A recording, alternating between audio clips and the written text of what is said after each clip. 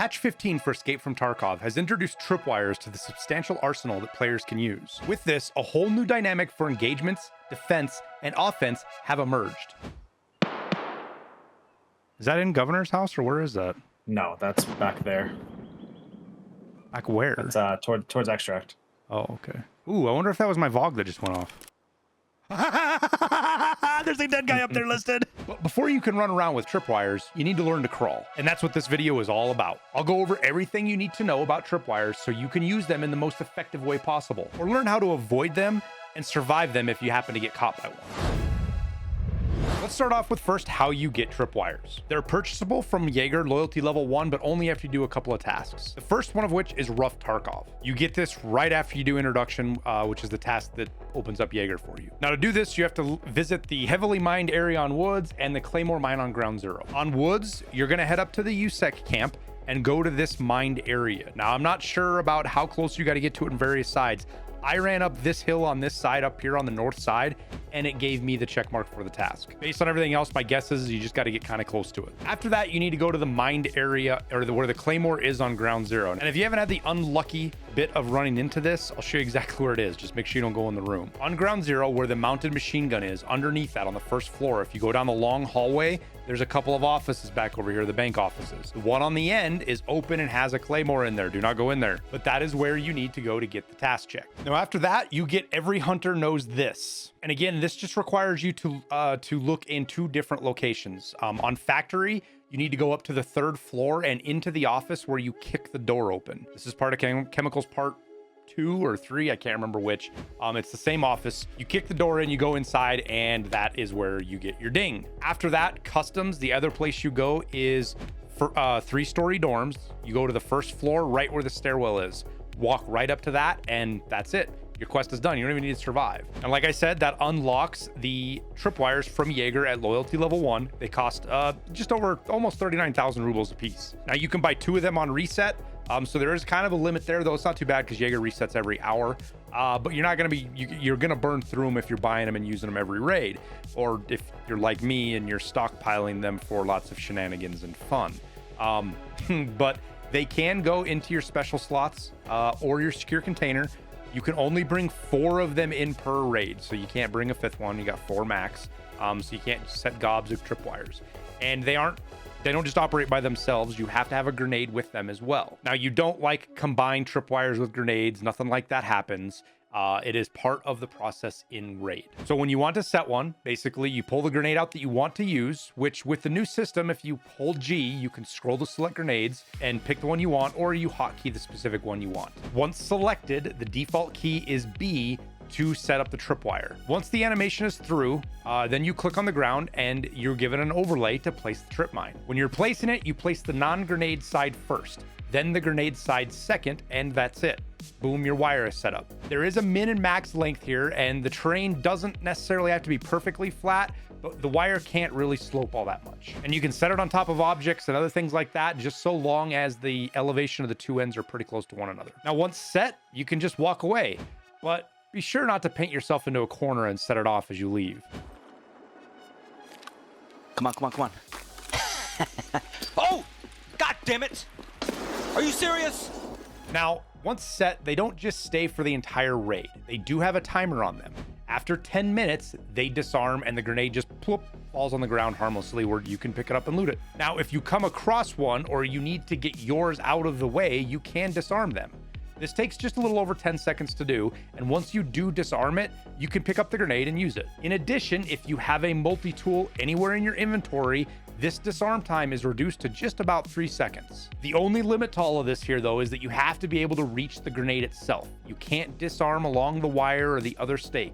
It has to be at the grenade that is placed. But this fact does help you set some traps that people can't get through or get past without at least warning you at the very least. This is because they either have to trip it by shooting it or going over it, or they have to go a different direction. We'll talk about that a little bit later. You can also use any throwable grenade in tripwires. This means smokes, flashes, VOGs, and impact grenades. Once triggered, the grenade just follows its own rules as the fuse. So like, for example, VOG 25s are only 2 seconds, while M67s are 5 seconds. This also displays the impact grenade's unique fuse system. Since the grenade doesn't actually fall, it just doesn't impact anything, its fuse reverts to its 3.5 second safety fuse. This makes the impact grenade probably one of the worst grenades to actually use in trip mines because they have a small explosion radius and a very long fuse compared to some of the others.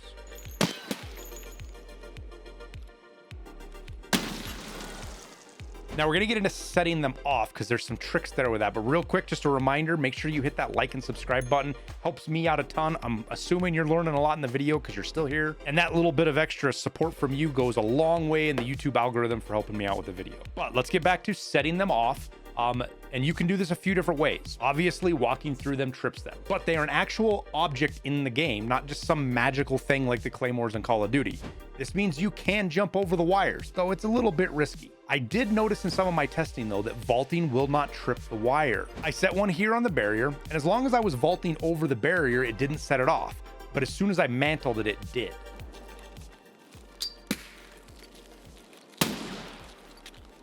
Now, this could have just been this specific spot, so be cautious of this where you're at.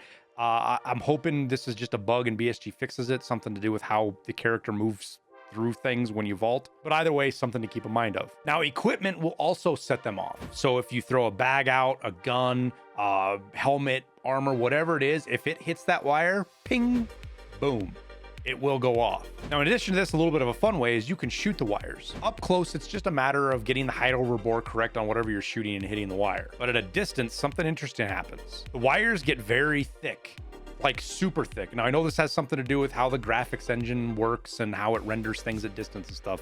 Don't really care about that. The point is you can actually see it. They look like bars, like huge pieces of rebar from far away, and it makes it actually possible to see them shoot them. So you could be 300 meters away, see somebody near one of your traps, shoot it, set it off, and give them quite a surprise. Now, shooting the grenade itself for the other posts doesn't do anything. You have to hit the wire to trigger it. With this, other grenades explosions will also set off the wires, which means trip mines can be set off by other trip mines. There's some weird rules that go with that specifically, so let's go over those so we're clear about that. Now, near as I can tell, the post holding the grenade kind of seems to act like a shield blocking the explosion from the tripwire. Now, don't think this means it's a safe spot for you, because it doesn't block the explosion for you. Believe me, I checked. Oh, Jesus. Nope, didn't work.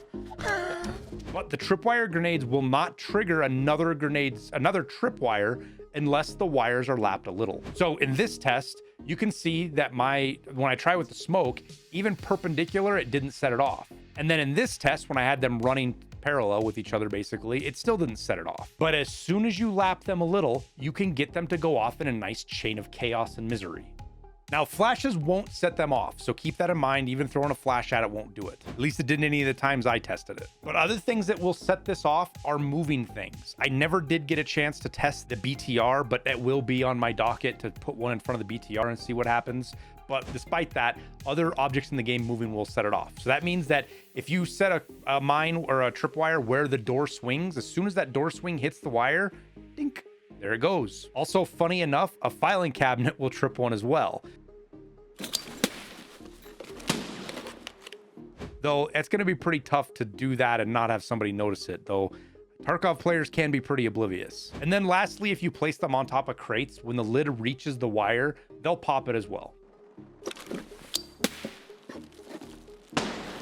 Now, this last little bit I want to get into is strategies. So how is it? How do you actually use these? Well, concealment is key, obviously, but so is placement of the grenade. If you just set one of these out in the open, like on a sidewalk or a paved area, you might get a kill with it, but they stand out pretty significantly in the daytime. It's also open space for people to get away from them. But once you place them in grass or a bush, they almost completely vanish. Dark areas also tend to make them much harder to see, especially if they are fast transition zones where folks tend to move quickly or are focused up on corners trying to clear and not looking at their feet. Stairs can do this pretty well, but most of them are enclosed and the grenade stands out. This is where the grenade placement is important. It's not just because you don't want them to see the grenade. Where the grenade's at and explodes needs to be where the player is going to be at after they hit the tripwire. And this can be really tough and impossible in some situations, because if somebody's just sprinting and they hit your tripwire and keep on going, the grenade's probably not going to get them because they can get far enough away. This leads to probably one of my favorite ways of using them though, not necessarily to kill people, but for area denial. One thing you can do, and we talked about earlier, is you can place them perpendicular to a door opening, and this makes it so it's pretty much impossible for somebody to get through that door without setting it off. It's not meant to kill them. It's just meant to say, hey, you can't come this way, but if you do, I'm going to know you did. And this is because you can't disarm the tripwire without getting next to the grenade.